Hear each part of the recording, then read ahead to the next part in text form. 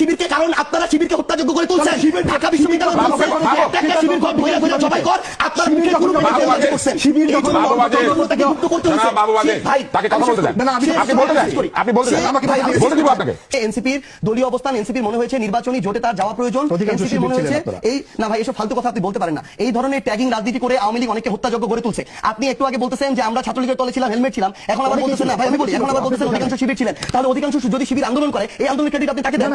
আপনি আমাকে এটা বলেন, আমি সার্জিস আলম 2017 সালে যেদিন ঢাকা বিশ্ববিদ্যালয়ে গেছি, ওই ঢাকা বিশ্ববিদ্যালয়কে যখন এরকম ছাত্রলীগের আওয়ামী লীগের অধীনস্থ একটা ক্যাম্পাস বানায় রাখা হয়েছিল, আমাকে যখন গণরুমে প্রথম দিন গিয়ে উঠতে হলো, তখন আপনার কথাই ছিল যখন না কোনোদিনও না, আপনি আমার কথা শুনে না শুনে আপনি বলতে পারেন না। আমাকে যখন গণরুমে রাখতে হলো, গেস্ট রুমে আপনার কথা আমি বলিনি, আমাকে যখন গণরুমে রাখছে, গেস্ট রুমে রাখছে, আমাকে যখন অত্যাচার করলো, নির্যাতন করলো, না শেষ করতে হবে ভাই। আপনি যখন পড়ছেন তখন এটা ছিল কিনা আমি জানি, আমি যখন পড়ছি আমারটা বলতেছি। আমাকে যখন গেস্ট রুমে রাখা হলো, প্রোগ্রাম করানো হলো, আমাকে যখন একজন আওয়ামী লীগের মন্ত্রীকে সালাম দেওয়ার জন্য ঘন্টার পর ঘন্টা মধুর ক্যান্টিনে দাঁড় করে রাখা হলো, তখন আপনার এই সিভিল সোসাইটি কোথায় ছিল? যখন ঢাকা বিশ্ববিদ্যালয়ের শিক্ষকরা এক একটা দালালের ভূমিকা অবতীর্ণ হলো, যখন আমাকে ওই ক্যাম্পাসে ওই নেতাদেরকে সালাম দিয়ে মাথা নোয়া নোয়া চলতে হয়েছে 3 বছর, তখন আপনার এই সিভিল সোসাইটি আপনার কোথায় ছিলেন? আমাকে এটাতে বাধ্য হইতে হয়েছে। এরপরে আমার জায়গা থেকে যখন সুযোগ হয়েছে, আমি মাথা উঁচু করে দাঁড়াইছি। ওই অভ্যুত্থানের সামনে সাইডে যখন 2টা ছেলে দাঁড়াইছিল, এর মধ্যে একটা ছেলে ছিল সার্জিস আলম। এই সার্জিস আলম দাঁড়াইছিল এটা জেনে যে হয় সে বেঁচে থাকবে, তার কোনদিন সরকারি চাকরি হবে না, এটা জেনে দাঁড়াইছিল। সে যদি ওখানে বেঁচে থাকে, ভাই শেষ করি,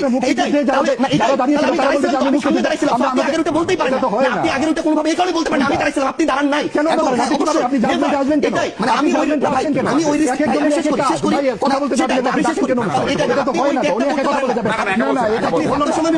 আপনারা আসেন কোথায় না, আপনি আপনার জায়গায় বসছেন, কিন্তু আমি আগে দাঁড়িয়েছি রাস্তায়, আপনি আপনার জায়গায় করেছেন, কিন্তু আপনি শুধু 24 আমার 14তে বয়স কত জানি না,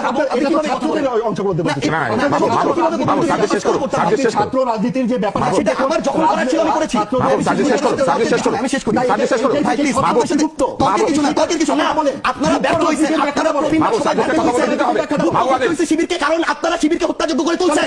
ঢাকা বিশ্ববিদ্যালয় শিবির জবাই কর আপনারা মুখে কোনো করছেন। শিবির তাকে মুক্ত করতে হয়েছে ভাই তাকে কথা বলতে দেন, আপনি বলতে দেন, আপনি বলতে দেন, আমাকে বলতে দিব আপনাকে। সে গুপ্ত থাকার পরেও তাকে ধরে ধরে পিটানো হয়েছে, তাকে খুন করা হয়েছে, হত্যা করা হয়েছে। একটা মানুষ শেষ পর্যন্ত যখন আপনারা কেউ তার পক্ষে দাঁড়ান নাই, যেই মনে করেন 25 বছরের ছেলেটা শিবির করে, ওই ছেলেটা তো তার আগের কোনো কিছুর সাথে সম্পর্ক নাই, তার তো বেঁচে থাকার অধিকার আছে, তার পরিবারের সাথে থাকার বাঁচার অধিকার আছে। তাকেও যখন শুধু একটা আদর্শভিত্তিক রাজনীতি করার কারণে হত্যাযোগ্য করা হয়েছে, সে গুপ্ত হয়ে গেছে। এই গুপ্ত হওয়ার কারণে আপনি যদি তাকে এখন দায় দেন, এই দায় আপনারও নিতে হবে, সে কেন গুপ্ত হইতে হইলো। আর আমার কথা যদি আমি শেষ করি ভাই, মানে দিন শেষে শুধু একটা জিনিস মনে রাখতে হবে ভাই, দিন শেষে শুধু একটা জিনিস, আপনি অবশ্যই ভাইকে দিবেন, দিন শেষে শুধু একটা জিনিস মনে রাখতে হবে, যেটা হচ্ছে আমরা পুরো প্রেক্ষাপটটা না জেনে ব্যক্তিগত চিন্তা কারো উপরে চাপিয়ে দিতে পারি না। এনসিপির রাজনীতি করবে, এনসিপি নির্বাচনের প্রয়োজনে সেটা করেছে, নির্বাচন শেষ হয়েছে। এখন এনসিপির যেটা বাংলাদেশের স্বার্থে, জনগণের স্বার্থে, দলকে সামনের দিকে এগিয়ে নিয়ে যাওয়ার জন্য যেটা যৌক্তিক মনে হবে, এনসিপি তার জায়গা থেকে ওইটা করবে। এবং আমরা শুধু এইটুকু স্পষ্ট করে বলি, আমরা এখন এটা মনে করি যে মুক্তিযুদ্ধই আমাদের ভিত্তি এবং 24 হচ্ছে আমাদের নতুন করে আমাদের একটা পুনর্জন্ম। এই ভিত্তিটাকে মেনে আমরা আমাদের এই 24-এর আকাঙ্ক্ষাটা ধরে সামনের দিকে চলবো। জনগণ যদি আমাদেরকে মনে করে প্রাসঙ্গিক, আমরা প্রাসঙ্গিক থাকবো। জনগণ যদি মনে করে প্রাসঙ্গিক না, আমরা প্রাসঙ্গিক থাকবো না। কিন্তু কেউ যদি কোনো কিছু চাপিয়ে দিয়ে ব্লেম গেম খেলে মানুষকে বিভিন্ন ভাবে তার চিন্তাটা চাপিয়ে দেওয়ার চেষ্টা করে, এটা টিকবে না।